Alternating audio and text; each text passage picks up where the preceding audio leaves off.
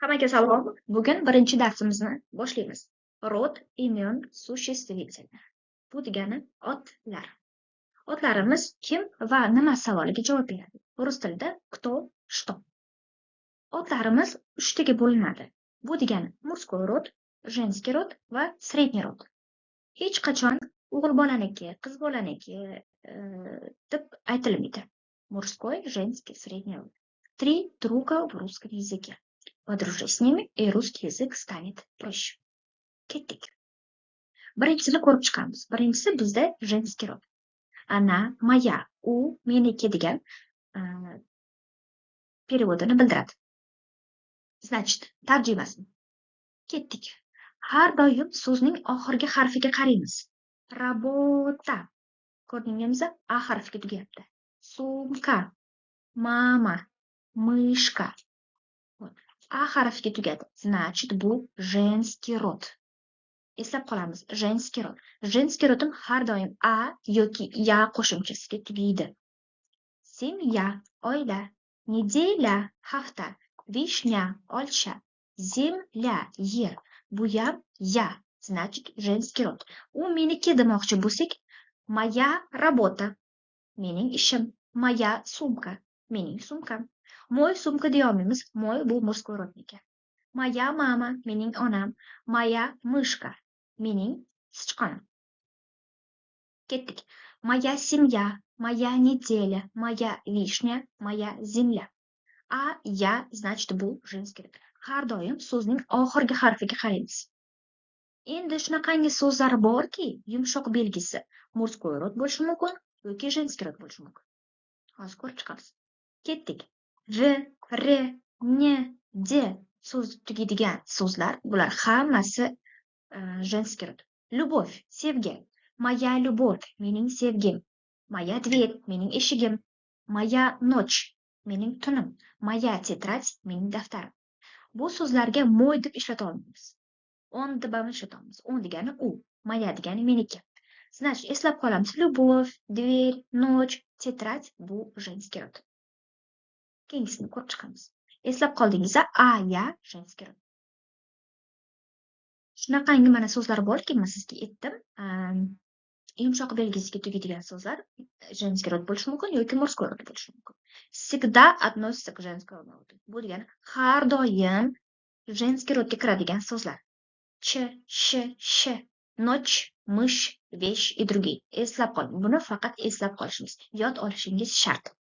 B, V, D, Z, S, T. Любовь, тетрадь и другие. Bular hammasi женский rod. O'stga tugaydigan so'zlar ham женский rod. Они образованы от прилагательных. Значит, sifatdan yasalgan so'zlar. Сухой, сухость. Мягкий, мягкость. Eslab qoldingiz.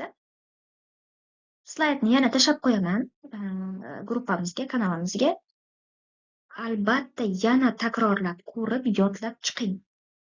Shularni yodlab chiqsangiz, женский мужской rodni hech qachon adashtirmaysiz. Исключение. Исключение degani istisno. Голубь, лебедь, дождь, гвоздь. Эти слова мужского рода. Эти слова мужского рода. Bular eslab qolasiz, мужской rod. Bular esa женский rod. Ko'rdingizmi? B, D ga tugadi, lekin женский rod bo'lishi kerak. Aslida bu исключение, istisno so'z bo'lgani uchun bular мужской rod. Eslab qoling. Ketdik. Endi средний rodni ko'rib chiqamiz. Оно, моё, o yo'ga tugaydigan so'zlarimiz. Окно, яблоко, пальто, зеркало, пальто, зеркало. Ko'rdingizmi? Hammasi o'ga tugadi. Bular средний rod. Оно моё deymiz, u meniki. Окно, оно моё. Яблоко, оно моё. Море, солнце, платье, здание. Bular yega tugadi. Bular средний rod. Море, dengiz, солнце, quyosh, платье, ko'ylak, libos, здание, bino. Bular средний rod. O, ye, eslab qoling. Endi bitta ham istisno bor, buni eslab olishimiz kerak. Имя degan ism. Miyaga tugaydigan so'zlarimiz 10 ta. Eng kerakligini yodlab olsangiz, имя, время, семя, план. Shularni yodlab olsangiz, bas. Miyaga tugaydigan so'zlarimiz средний rod. Ko'plar adashtiradi, moя имя deydi. Имя yaga tugadi-ku, значит, женский rod bo'lishi kerak. Yo'q. Bu исключение bo'lgani uchun myaga tugaydigan so'zlarimiz средний rod. Moё имя, mening ismim. Moё время, mening vaqtim. Moё semya, mening urug'im. Moё plamya, mening olovim.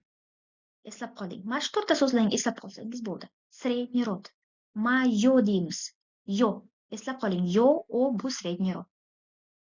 Иностранные слова всегда среднего рода. Иностранные слова degani, значит, chet eldan kelgan so'zlar средний rod bo'ladi.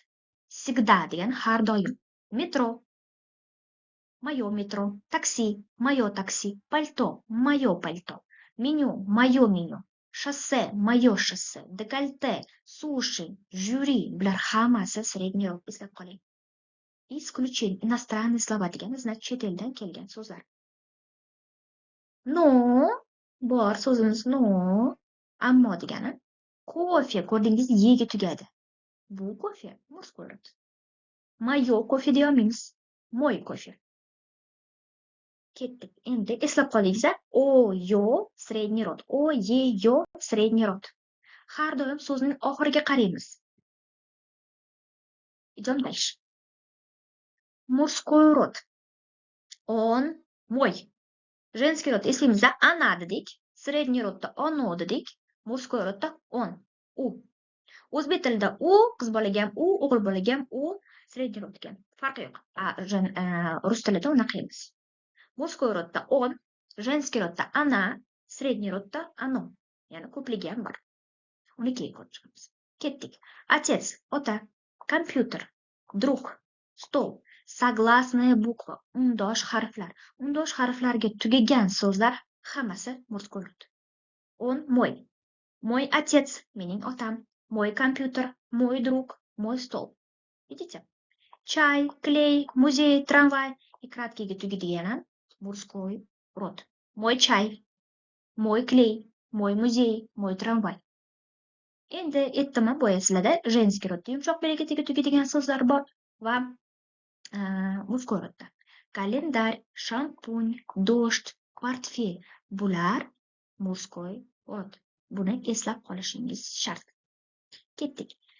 Papa, мужчина, дядя, юноша, дедушка, aya. Ko'rdingiz, aya женский rod bo'lishi kerak. Lekin bu o'g'il bolalarga istisno bo'lgani uchun, o'g'il bolalarga tegishli bo'lgani uchun мужской rodimiz papa, o'g'il bola. Мужчина, erkak, dядя, tog'a yoki amaki, юноша, o'smir bola, dedushka, doda. Bular hammasi мужской rod.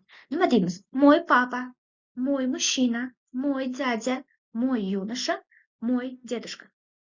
Eslab qoling-a? Молодцы. Slaydda yana tashlab qo'yaman, yana takrorlab ko'rib chiqasiz va vazifalarni bajarasiz. Endi qarang, всегда относится к мужскому роду. Yumshoq belgisidagi so'zlar har doim мужской rodga kiradigan. Arga tugasa, значит, мужской rod. B, V, D dedik boya, ular женский rod edi. Endi arga tugaydigan so'zlar hammasi мужской rod. Словарь, kalendarь, bular мужской rod. Selga so'ziga tugaydigan so'zlar ham мужской rod. Учитель, ustoz, выключатель, svetni выключатель. Название месяцев, oylarning nomlari hammasi мужской. Yanvar, fevral, mart, aprel, may, iyun, iyul, avgust, sentyabr, oktyabr, noyabr, dekabr. Barisi hammasi мужской rod. Eslab qoldingizmi? Молодцы. Sizga задание. Задание bor. Море, тетрадь, pшеница, vishня. 3 ta kolonna qilib chiqamiz. Мужской, женский, средний rodga ajratib, hammasini bajarib, mana например, tетрадь женский rodga qildik. D-ga tugadi. Море Y-ga tugayapti, значит, средний rod. Mana shunaqa 3 ta kolonnani qilib, menga lichkamga tashlab qo'yishingiz kerak bo'ladi. Lichkaga tashlagandan keyin hammasini tekshirib chiqaman. Hammaga omad, hammaga rahmat. Увидимся на следующем уроке. До свидания.